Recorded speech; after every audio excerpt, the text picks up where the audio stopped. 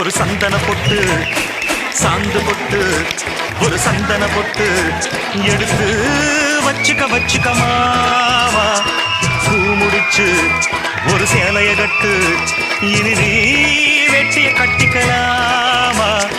கம்பெடுத்தா சொல்லி அடிப்பேன் ஜல்லி காளையை போல் துள்ளி குதிப்பேன்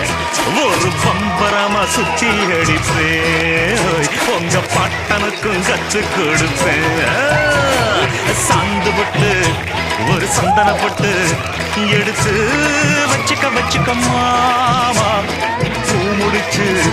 ஒரு சேலைய கட்டு இனி நீ வெட்டிய கட்டிக்கலாமா